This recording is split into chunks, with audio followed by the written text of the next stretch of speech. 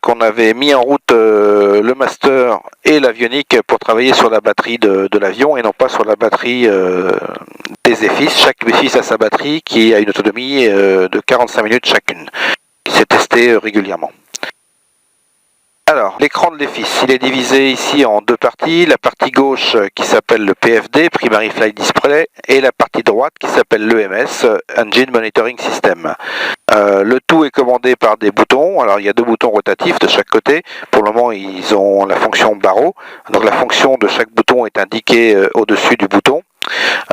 Et les boutons ici qui sont numérotés, alors numérotés dans notre tête, parce que il n'y a pas l'affichage dessus, de 1 à 8 ici. Et donc pour mettre en route, pareil, tel qu'on doit le faire quand on fait une mise en route normale, on ne travaille pas avec Master et Avionic Master, la Music Master elle est coupée.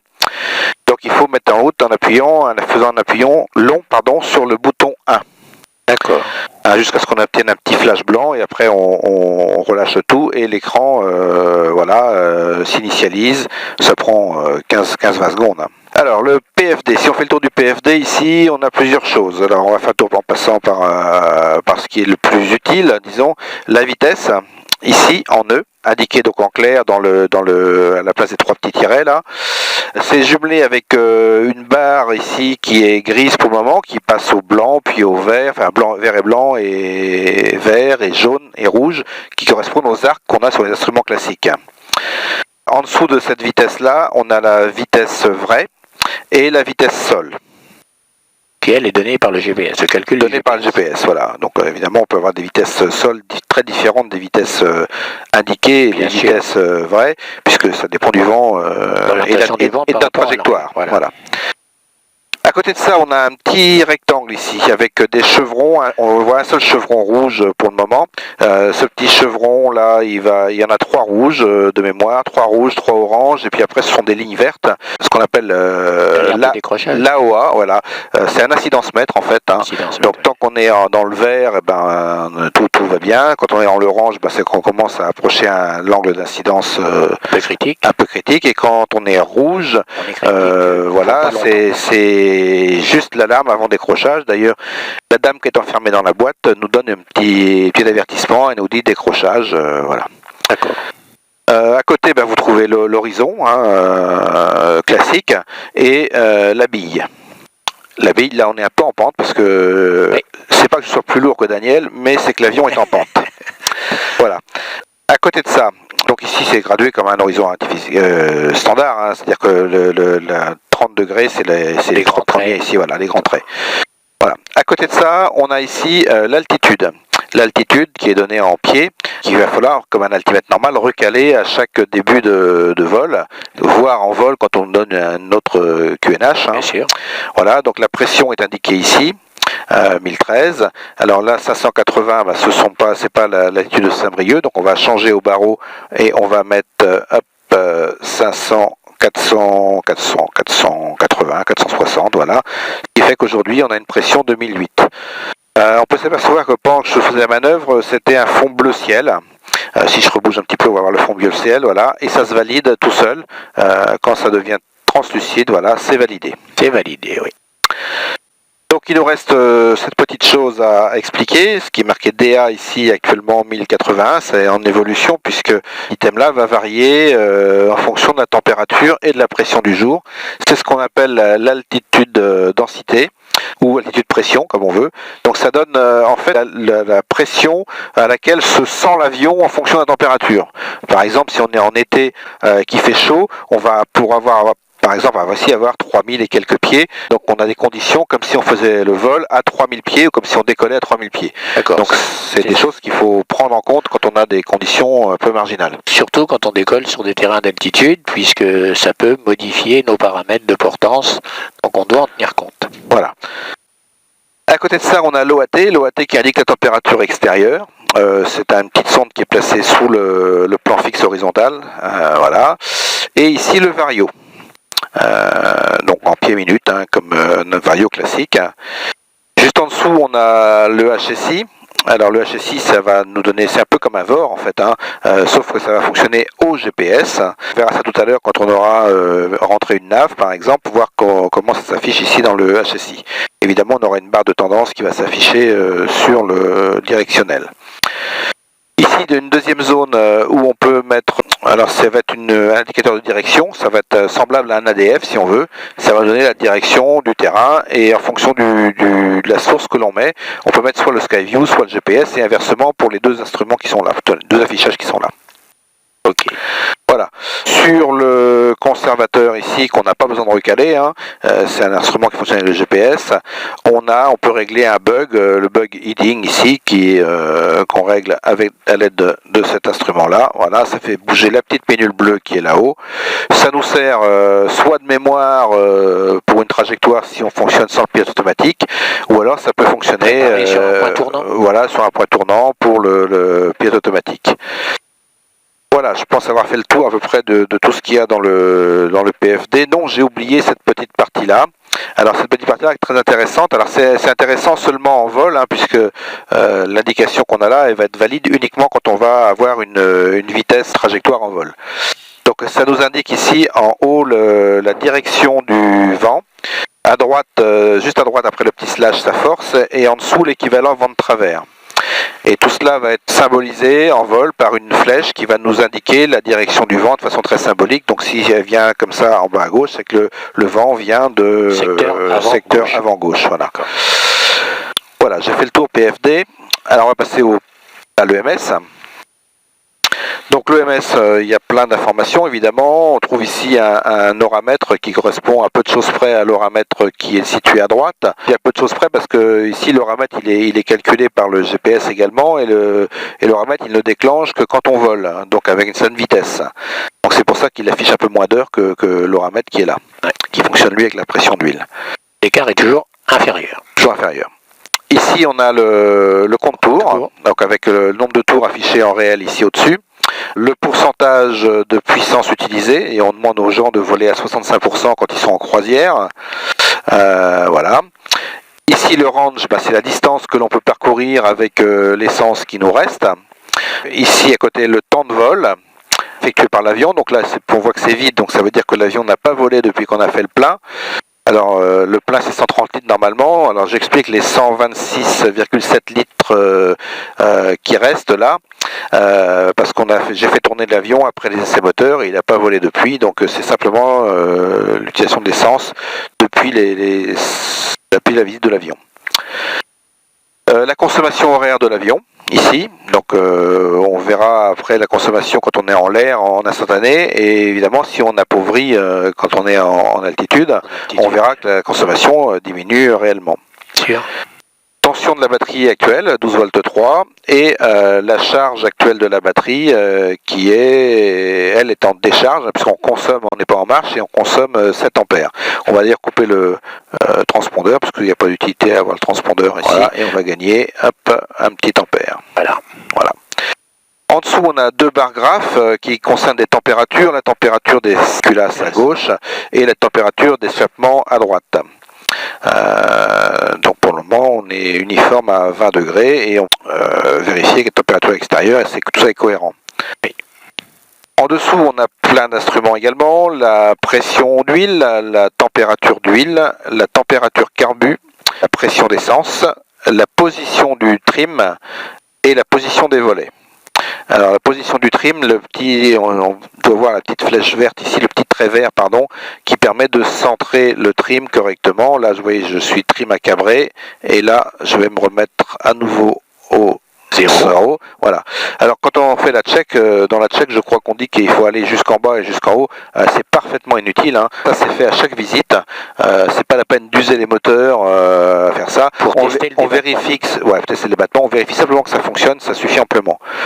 Les volets ici à droite, quand on rentre les volets, ils remontent la rentrée complète, et quand on les sort, les volets, ils sortent par impulsion, donc de 0 à 10, normalement, premier cran de volet, le deuxième cran de volet jusque 20 degrés, et les full flaps, voilà, normalement 29, 30 degrés, il veut plus, 30 degrés, voilà.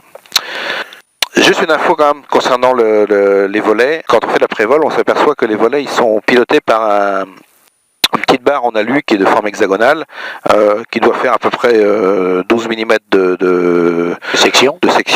Et donc c'est hexagonal. c'est hexagonal, mais sur le plus grand diamètre, ça doit faire 12 voilà, environ. Et c'est tout l'effort des volets est transmis par cette petite biellette. Donc il est absolument indispensable de ne sortir les volets que quand on est effectivement dans l'arc blanc. Voilà. Donc on a fait le tour de l'EMS. Donc pour rentrer un peu plus dans le détail de ces deux fenêtres-là, on va appuyer sur le bouton PFD pour entrer dans le sous-menu PFD. Donc voilà le sous-menu PFD, avec évidemment le bouton Back qui permet de revenir en arrière. À tout moment. Voilà. Et puis différents boutons. Le G-mètre, hop. Voilà, on affiche un G-mètre ici, donc pour l'avoir en permanence. Le G-mètre qui s'affiche automatiquement dès qu'on dépasse 2G en positif et dès qu'on dépasse 0,5G en négatif. Donc à chaque fois qu'on attaque le jaune, G-mètre remplace le directionnel. Voilà. Le temps qu'on est dans la zone critique, voilà. Là-dedans, on peut remarquer qu'il y a aussi une mémorisation, moins 0,3 et plus 3,2. C'est une mémoire qui est enregistrée par la machine. Ça se réinitialise bien sûr, mais c'est les facteurs de charge qu'ont pris l'avion au maximum depuis la dernière réinitialisation. D'accord. Il faut savoir aussi, pour les pilotes, qu'il y a une mémorisation de tout ce qui est fait dans l'avion, de tous les paramètres moteurs, de tous les paramètres de vitesse, d'accélération, etc. Tout ça est mémorisé dans l'ordinateur ici, qui est un ordinateur, Nefis. Bien sûr. Et consultable à tout moment. Consultable à tout moment, à raison d'un stockage toutes les secondes. On stocke toutes les informations chaque seconde. D'accord. Et celui de droite est paramétré pour stocker chaque minute, ce qui fait qu'on a une plage de contrôle plus importante. Voilà, je remets le directionnel en place. Plage de contrôle avant réinitialisation. Oui. C'est ça. Oui. Mais ils prennent les mêmes paramètres. Ils prennent les mêmes paramètres. Mode. Alors mode, on va avoir plein de choses qu'on peut actionner ou désactionner. La vision synthétique, alors si j'appuie dessus, vous allez voir tout de suite la différence. On va repasser avec un horizon qui est marron. Donc là, on a un horizon ordinaire. Voilà, ici, vision synthétique, c'est-à-dire qu'on va avoir dans notre PFD ici, une vue réelle de ce qui se passe à l'extérieur. Si j'ai une montagne à cet endroit-là, je verrai la montagne. D'accord. Voilà. Une reprojection. Une projection de ce qu'on a devant nous. Du terrain. Voilà. Okay. Le wide ici, c'est pour donner une apparence un peu circulaire, on va dire, à notre EFIS là. Je vois pas trop l'intérêt. Bon, c'est actionné, voilà. Le terrain alerte ici, faut le laisser en marche, c'est une information qu'on a qui fonctionne que quand on est en vol aussi, qui va donner un fond de terrain qui va être rouge si on est à moins de 300 pieds du sol, et qui va être jaune si on est à moins de 500 pieds du sol. En principe, c'est des configurations qu'on n'obtient pas quand on est en vol traditionnel, puisqu'on ne peut pas voler à moins de 500 pieds. Ouais. Donc si on voit apparaître un fond de terrain qui est jaune, c'est qu'on est un peu en dehors des clous. Donc si on est en nave à 1000 pieds, mais que la topographie du terrain nous amène à avoir une petite côte, comme on pourrait dire les monts d'arrêt, on peut se retrouver avec un vol à 1000 pieds, avec un terrain qui monte sous nous, entre guillemets, et on va passer en jaune très rapidement, rouge, espérant ne pas le voir. C'est censé nous alerter. Alors les hits, ça va être sanctionné, on voit pas ça pour le moment, il faudrait qu'on mette une nave en route pour voir les hits, dans lequel il faut passer pour respecter notre trajectoire. Voilà. Et l'airport flag, ça va être des petits drapeaux avec le code OACI de l'aéroport qui va apparaître quand ça va être dans notre champ de vision, c'est pareil, quand on est en vision synthétique. D'accord. Le six-pack, je vous le montre quand même, ça ne sert pas à grand chose pour nous, ça me permet d'afficher des instruments classiques plutôt que des instruments que les fils traditionnels. Voilà, celui-là on l'active pas. Voilà, on a fait le tour du sous-menu PFD, donc pour revenir en arrière le back, et on va rentrer, encore un back, voilà, on va rentrer dans le menu Engine, puisqu'on a l'écran Engine ici, et voir ce qu'on peut faire dedans. Donc dans le menu Engine, on a on a 3 boutons qui vont intéresser les pilotes. Celui-là qui va s'actionner en l'air, LIN, c'est pour faire l'appauvrissement du moteur. quand on est en altitude, vous allez regarder pas ici, ça va changer ici quand j'appuie sur le bouton. Hop, voilà. On vient ici sur les EGT, donc les températures d'échappement, on vient avoir affiché, alors ça s'affiche pas parce qu'on est à l'arrêt, mais sur la gauche ici, on va afficher des températures qui vont indiquer le point chaud et le nombre de degrés que l'on va perdre dès qu'on va réenrichir. Ouais, donc on va appauvrir, on travaille classiquement. Dès qu'on va avoir perdre des tours moteurs, on va réenrichir et il va falloir afficher moins 20 degrés sur le plus chaud des cylindres. D'accord, et c'est ce qu'on a dit l'autre jour, avec un delta de 10. Ouais, il y a un delta de 10-15 degrés entre les cylindres. Voilà, donc j'enlève le lean, on vient à l'affichage normal. Alors quand tu dis que ça va servir, en fait c'est un contrôle de l'appauvrissement, mais en aucun cas ça n'agit sur la richesse du moteur. Ah non, c'est simplement le contrôle, c'est au pilote de contrôler comment il appauvrit son avion. Hein, voilà, c'est de la formation. D'accord. Le bouton Fuel et le bouton Clear Timer, deux boutons qu'on va actionner uniquement quand on va être à l'arrêt. C'est ce qui permet de dire à l'avion qu'on a fait le plein de l'avion. Et quand on fait le plein de l'avion, on remet l'air trip à 0. Donc de toute façon, les pilotes suivants sachent exactement combien de litres il reste dans l'avion et combien de temps l'avion a volé. Ça, ce sont des informations extrêmement fiables. On peut se fier à ça à 100%. Contrairement ici aux deux jauges d'essence qui sont analogiques, alors le réservoir étant légèrement en pente, la sonde d'indication, elle vient talonner contre l'eau du réservoir au moins pendant 45 minutes. C'est-à-dire qu'on peut vider 45 minutes dans un réservoir et l'indication sera toujours, il y aura toujours indication plein réservoir. Donc il faut, lors de l'après-vol, évidemment, contrôler chaque réservoir, voir s'ils sont bien effectivement à la hauteur présumée dans le carnet et corréler aussi avec ce qu'on a affiché ici en sachant qu'il faut bien sûr privilégier cette information-là qui dit exactement ce qu'il y a dedans. Alors elle est fiable dans la mesure où le pilote qui a fait le plein a effectivement appuyé sur Fuel ici, a appuyé sur Full ici. Donc on affiche ici 3 litres 3 parce que c'est ce qui manquait pour faire les 130 litres et qu'on a accepté. Alors ici je ne vais pas accepter parce que les 3 litres 3 je les ai consommés, donc je ne vais pas accepter, je vais abandonner. Et il faut évidemment appuyer sur Clear Timer, donc là ça va produire aucun effet, mais si on avait un affichage ici, le fait d'appuyer sur Clear Timer me remettrait les petits tirets. 4 points, d'accord. On est clair qu'on appuie sur Full que si on a fait un plein complet. Alors on appuie sur Full si on a compensation. Voilà, si j'ai rajouté 20 litres, je vais tourner, le bouton il a pris le nom Fuel ici, et je vais tourner, si j'ai rajouté 2 litres, et ben je vais retourner, hop, je vais ajouter 2 litres. D'accord. Et je vais accepter derrière. Accepter sans toucher à Full à ce moment-là. Ok. Preset c'est une quantité présélectionnée, on ne l'a pas rentré de toute façon. D'accord. Donc j'abandonne. Hop, message. Voilà, il y a en arrière ici. Autopilote, on ne va pas y toucher pour l'instant. Et on ne touche pas ce bouton-là autopilote puisqu'on a tout ce qu'il faut ici pour l'autopilote et en accès direct à droite. Donc là, c'est plein de sous-menus qui n'ont aucun intérêt si ce n'est de se perdre dans les sous-menus alors qu'on a les boutons d'accès direct ici. Tools, ça sert uniquement à la mécanique, hein, c'est les temps moteurs, les maintenance log, etc. Ça sert à la mécanique et nous on l'utilise pas en plus, on utilise les tableaux Excel et les tableaux qu'on a pour la gestion de la mécanique. Donc ça nous sert pas. Et Screen, le bouton Screen qui permet lui d'aller changer les écrans. Donc Screen. Donc on voit actuellement qu'on a deux écrans actifs, l'écran PFD et l'écran EMS. Oui. Et on va ajouter maintenant l'écran Map. Alors, qui vont se partager entière. Map, voilà. Tout à fait, d'accord.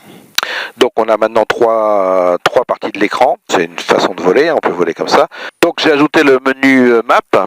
Et dans le menu Map, la première chose qui nous met ici un petit message comme quoi les datas sont plus à jour. Alors les datas elles sont mises à jour une fois par mois, comme tout ce qui est carto, etc. Sauf que les cartes VAC, comme c'est un peu compliqué de les mettre à jour, je les mets à jour une fois par an, donc je pense que le message il a lieu pour les cartes VAC, et donc il me dit que je ne suis pas à jour sur mes datas. Donc pour enlever ce message là qui nous prend une partie de la carte, il faut aller dans le menu Map, donc c'est ce qu'on nous dit ici, donc on va faire Back ici, on va aller dans le menu Map, et on me dit qu'il faut accepter, donc c'est le bouton ici, Accept, voilà, le message est parti. D'accord, on rappellera quand même qu'on doit prendre toutes les précautions de vérifier les cartes VAC papier ou autre moyen avant de partir. Oui, d'utiliser ce système-là, c'est évident. On peut je vais revenir sur le menu qu'on avait avant, on peut dans le menu screen aussi maintenant faire plein de choses. On peut organiser notre écran comme on veut. Alors c'est des menus tournants, hein. On va avoir plein de possibilités. Voilà, moi je laisse comme ça traditionnellement quand je joue avec les 3 instruments. Mais chacun fait comme il veut, hein. Et on peut swapper, c'est-à-dire que là je vais prendre l'écran de droite, je vais le prendre à gauche. Voilà l'écran de droite que j'ai pris à gauche, ça c'est l'écran qu'avait Daniel, et je reswap. Alors moi je peux reswapper, mais lui aussi il peut reswapper s'il veut. C'est-à-dire que moi je peux ici, dans le bouton screen, et tu peux ici, voilà, et tu peux à nouveau swapper. C'est ça quétatif d'ailleurs. Ici, voilà, tu peux reswapper. Voilà, et je te redonne à toi. Et tu me redonnes mon écran. Voilà. Okay. Donc voilà, ça c'est des petites choses. Donc sur la carte, on est à l'échelle de la carte. On peut bien sûr modifier l'échelle ici sur le bouton de la carte. Et on a plein d'informations. On a ici la vitesse sol. Ouais. On a la distance au prochain waypoint. Ouais. On a, je sais plus ce que c'est ça. Ah oui, doit être le cap. Vers le prochain la distance to waypoint. Non, c'est la distance au waypoint. Et là, ouais, on a 2 distances, mais il y a une qui doit être pour le prochain point et l'autre pour la destination. Voilà. Ouais. On va voir ça quand on va mettre une nave en route. Ici, combien il nous reste de plafond au-dessus avant de passer dans la zone supérieure.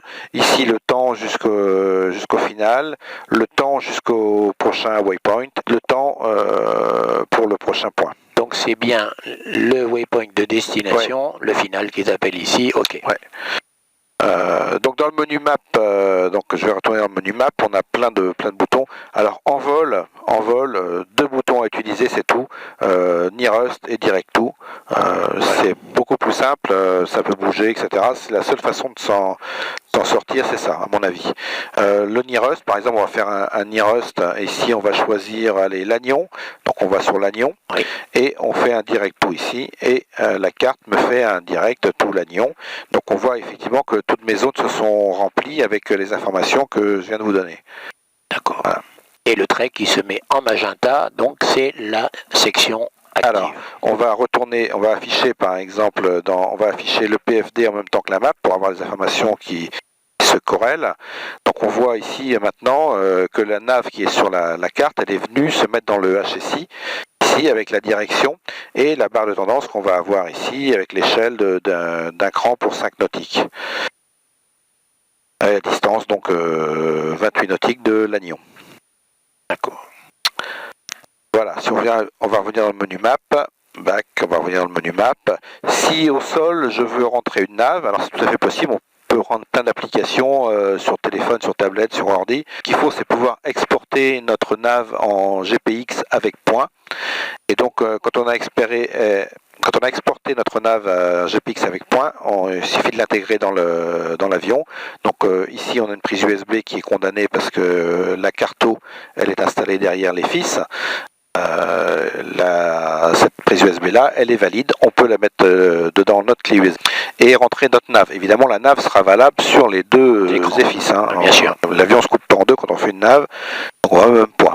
D'accord. Donc pour rentrer la nave après, il suffit d'aller dans FPL, dans FPL menu, donc là on voit la nave active, hein, FPL menu, et on va descendre ici pour importer un flyplan et on va cliquer ici et il va me mettre les flyplans qui sont sur la clé USB que j'ai derrière, hein, ici. Donc il y a 3 naves rentrées, 4 naves, pardon, je ne sais pas compter. Et à ce moment-là, la clé USB, elle doit rester positionnée dans le support ? Alors, la nôtre. La vôtre, non, après, on peut l'enlever. Hein. On peut l'enlever. Une fois que c'est rentré dans la machine, on peut l'enlever. Donc il est transposé sur la clé USB qui est derrière le plan, le plan de vol ? Non, il va être en mémoire vive. Ah, mémoire vive, d'accord. Ouais. Donc là, si je fais l'autre, là j'ai rentré une petite nave, celle-là c'est un petit triangle Saint-Brieuc, Lamballe, Valandré et Saint-Brieuc. Oui. Donc si je la charge, hop, voilà, on voit mon plan de vol ici. Si je la rends navigable, hop, en appuyant ici, voilà, mon HSI il a changé. Donc j'ai mon premier point avec la nave qui est active ici. D'accord. Voilà. On voit qu'on monte au 111, d'accord. Ça dit distance 2 nautiques. Après, on vit 110. On va la visualiser sur la carte. Hein. Donc, je reviens dans le menu FPL menu ici. Voilà, on a tout ça. Alors tout ça, ça se fait, sauf si on veut changer de de jambes actives ici. Voilà, je veux mettre celle-ci active. Hop, je dois valider, je ne sais plus comment. FPN menu. Hop, si je fais back, est-ce que j'ai... Non, j'ai pas activé. Alors, activate leg. Voilà. Là, j'ai changé. Voilà, effectivement. Il faut que je me mette sur ma deuxième branche et qu'ensuite je change ma branche active. Vous voyez, même moi qui manipule souvent, tout ça c'est en vol, c'est compliqué. Tout seul, on a le temps de réfléchir, l'avion n'avance pas, ça va vite. En vol, c'est compliqué. C'est pour ça que moi je dis en vol, ni rust, direct tout, et ça suffit amplement. Donc on revient en arrière, exit ici. Et donc on va voir, je vais changer un peu l'échelle de la carte, voilà, on voit notre nav ici, avec la branche que j'ai activée qui est en violette. Magenta, mon ami. Magenta. Donc blanche pour cap à gauche et cap retour en blanc pour l'instant. Toutes les branches qui ne sont pas actives sont en blanc. D'accord. Voilà. Une petite chose importante ici, ce qu'on a là, effectivement, ça va dépendre de la source qu'on a, puisqu'on a deux sources possibles sur la nav. On a soit le GPS qui est intégré au Skyview, soit le GPS qui est sur le 296 ici. Oui. Et donc si j'entre une autre nav sur le 296, Nearest, on va choisir LFED par exemple, hop, et je fais un direct tout ici. Voilà, c'est Pontivy, j'entre, voilà. Et si maintenant je change ma source ici, je passe ici en GPS 2, oui. Et je vais bien à LFED. Oui. Donc voilà, faut bien vérifier quelle est la source qui active, va donner l'information pour la nav. Alors, parce que là, ma nav, moi, elle est rentrée ici, on pourrait penser que je suis toujours sur cette nav-là. Oui. Or, mon pilote automatique va se fier à ce qu'il y a là et va prendre cette direction-là si je suis en mode nav. D'accord. Donc, il faut bien faire attention à la source. C'est pour ça que moi, j'utilise très peu le 296 là-dessus. C'est source, à mon avis, de confusion. Là, on peut le mettre, par exemple, en secours avec un GoTo LFRT, par exemple, oui. pour le retour. Et après, on appuie sur source à appuyer pour changer la donnée. C'est une possibilité. Voilà, on va revenir en arrière, on va revenir sur le GPS Skyview en appuyant sur source, voilà. En dessous, comme je vois, vous avez marqué Skyview, tu peux revenir sur le 296 ? Alors là, pour le moment, oui. on a deux choses ici, c'est-à-dire que le 296, il y a toujours sa nav. Oui. Donc vous voyez qu'il y a deux directions sur le HSI, oui. Il y a celle du GPS 2. Oui, qui me dit que si je me souviens ce qui est marqué dedans, c'est LFED, oui. Et c'est à 28,9 nautiques. Oui. Donc il suffit de suivre cette direction qui est un ADF. Donc oui. On va suivre la courbe de petit chien en fonction du vent pour arriver à Pontivy. Mais on y arrivera. Et le HSI qui donne toujours l'emballe. Et puis là, tu voulais revoir l'autre? Non, ce que je voulais voir, c'était simplement GPS 2. Si on avait marqué 296 en tant que nom, ça aurait été non, mieux. J'ai pas la main pour ça. Ah bon? Non, j'ai pas la main pour ça, je crois pas. À vérifier, c'est une bonne idée. Si c'est possible, c'est à vérifier. Ça marquerait peut-être plus. Bon, c'est tout. Voilà. Alors la source, j'ai aucune source, donc là j'ai plus rien. Donc ça m'est arrivé une fois en vol, comme ça, j'avais rentré ma nav et tout, et puis je dis qu'est-ce qu'il fait le pilote automatique? Il prend pas ma nav, c'est bizarre. Et j'avais simplement, le pilote avant avait enlevé la source ici, donc il faut bien remettre la source Skyview. D'accord. Voilà. Si on parle un peu de pilote automatique. Oui. C'est peut-être un peu plus compliqué pour ceux qui démarrent, mais d'abord le pilote automatique, il se commande ici. Il s'enlève en appuyant sur à tout moment, et on le désengage en appuyant sur ce bouton-là. On peut l'engager et le désengager en appuyant sur le bouton AP aussi, mais bon, si on veut être sûr de ne faire que désengager pour faire des bêtises, il y a celui-là qui est mis en sécurité pour l'enlever. D'accord. Le report qui nous dit que c'est désengagé. Alors c'est quand il va se désengager, on va avoir des flèches jaunes, des petits triangles jaunes qui vont se mettre à un court instant et voilà, et les informations seront blanches. Alors quand il est engagé, les informations sont blanches, vertes ou bleues ou magenta selon ce qu'on utilise. Si on est sur une route active. Voilà. Okay. Donc on a gardé notre source ici sur la nav.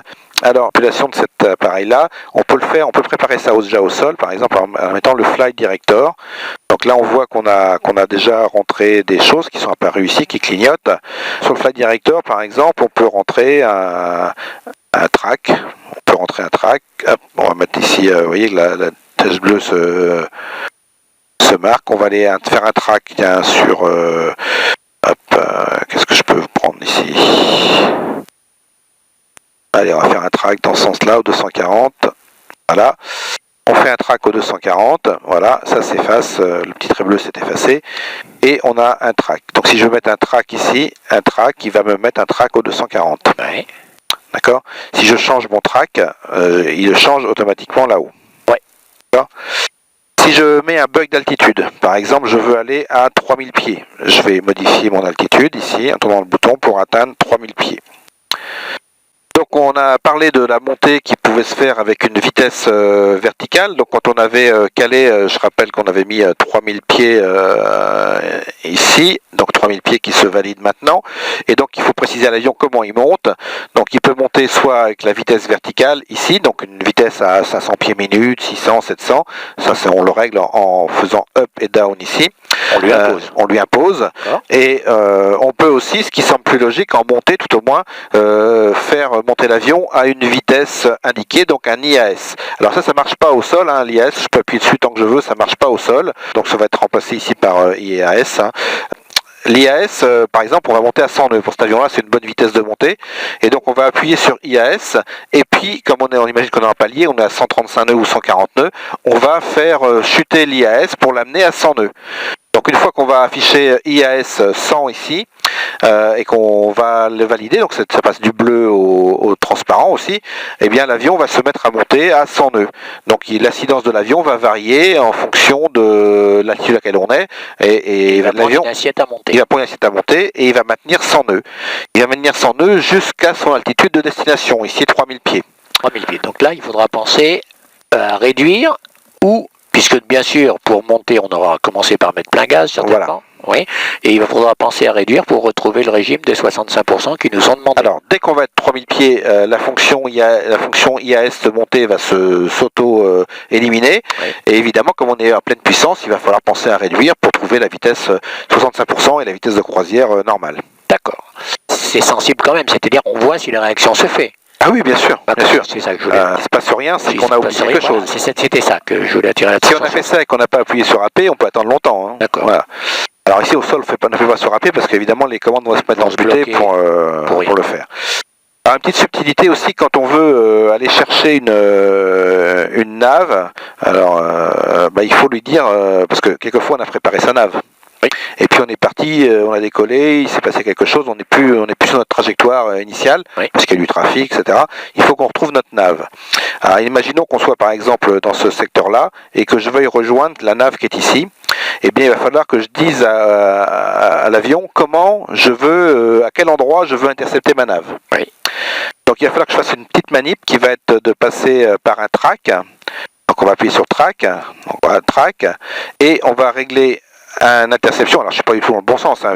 Mon avion, imaginons qu'il soit là. Bien sûr. Il faudrait que ma nave soit à peu près comme ça, pour que ce trait bleu là, vienne couper le trait violet quelque part. Et là j'ai mis track et puis je vais appuyer après sur le bouton nav et là donc en information il me dit que je vais suivre une route au 57 oui. Jusqu'au moment où je vais intercepter ma route GPS et là tout seul ça va passer, le GPS va passer en violet.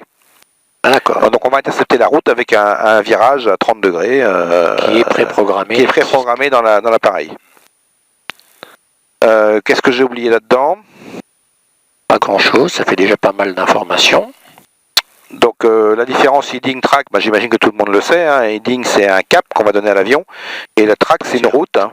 Voilà, on a vu halt, on a vu vertical speed, IAS, indicated airspeed, la source, la nav. Le VNAV c'est pas actif sur l'avion, c'est une nav verticale. Il faut d'autres données pour pouvoir rentrer une nav verticale. En fait, on pourrait presque faire de l'IFR si on avait ça en plus, quoi. D'accord. Voilà, et up et down. J'ai quand même oublié l'essentiel. La survie. La survie, le bouton level ici. C'est le bouton qui vous sauve la vie, celui-là. Donc, pilote automatique en marche ou pas en marche. Vous êtes en nav, vous vous mettez en IMC, parce que vous êtes occupé avec plein de choses.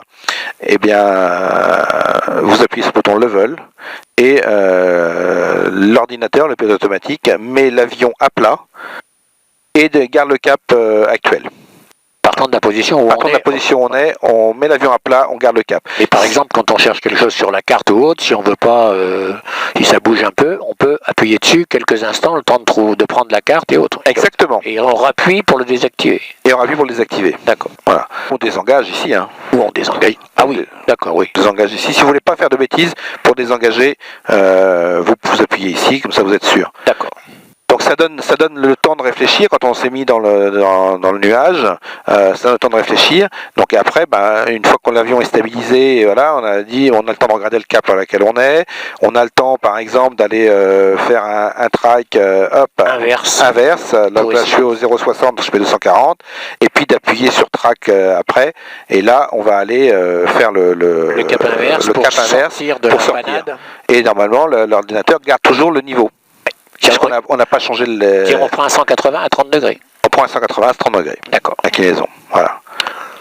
Ok, donc il risque d'être un petit peu long si on est dans la crasse, mais on sait qu'on est en sécurité. Voilà. S'il n'y a pas... s'il n'y a pas d'obstacle, si on n'est pas trop bas, voilà. Ok. S'il n'y a pas trop de turbulence non plus, parce que s'il y a vraiment beaucoup de turbulence, vous allez avoir un message qui va s'afficher sur l'écran ici, ce qui va être sleep roll, ou l'autre, je ne sais plus, c'est sleep halt, je crois. D'accord. Qui veut dire que le cerveau n'a pas assez de puissance pour garder l'avion, donc le cerveau glisse. D'accord. Ah oui. Mais bon, on a dit qu'on sortait d'un petit cumulus gentil, pas dans un cunam quand même. Ouais, non, c'est fortement déconseillé. Voilà. Écoutez, je crois qu'on a fait le tour. C'est pas mal, on a vu beaucoup de choses. J'espère que on pourra tous se préparer à se faire lâcher sur ce bel avion. Merci pour toutes tes explications, merci pour ta gentillesse et les reprises, puisque le premier film était un peu foncé. J'espère que celui-là sera mieux. Tu as peut-être oublié de me resignaler l'utilité de ces 3 boutons qui étaient ici, que tu avais fait la dernière fois. Et on n'a pas parlé non plus du verrouillage du primaire cette fois-ci. Alors oui, cette partie-là, c'est un boîtier qu'on a acheté avec l'avion. Hein. Ici, ce sont 3 protections en fait. C'est pas tout à fait des breakers, mais ce sont des protections électroniques. Oui. Celui-ci protège le trim, celui-ci protège les volets, celui-ci protège tout ce qui est affichage des instruments. Si on regarde ici, les jauges à essence sont tombées à 0 et j'ai éteint aussi l'instrument qui est à gauche ici, le GT50. Donc si je remets ça en route, donc normalement la position ça reste toujours allumé. Alors quelquefois vos instructeurs vous feront des petites blagues, évidemment sortir des volets, tac, ils vous coupent le bouton et là vous ne pouvez plus sortir les volets. Okay. Les autres, ils sont assez explicatifs. Hein. Le phare droit, le phare gauche, les feux de navigation, les strobes, la pompe électrique. La pompe électrique, oui, on va se remettre dans le menu, on va mettre le menu PFD, EMS, pardon. EMS, oui. Voilà. Donc la pompe, on est actuellement en 0. Si je mets la pompe, voilà, la pression et l'essence monte. Et cette pression d'essence, elle est jumelée avec une chose qu'on passe aux avions ici qui s'appelle un primeur qui injecte de l'essence directement en 2 cylindres. Alors le primeur ne marche que si la pompe électrique est sur on. Et donc si j'appuie dessus, je vais injecter directement de l'essence. D'ailleurs, vous avez vu la pression qui a baissé dedans. Et on a mis la protection dessus pour pas que les gens confondent le primeur avec les volets. D'accord. On coupe la pompe. Donc c'est parfait, on a tout vu. Eh ben merci beaucoup. Merci encore Roland. Merci Daniel. Et puis à bientôt. En vol.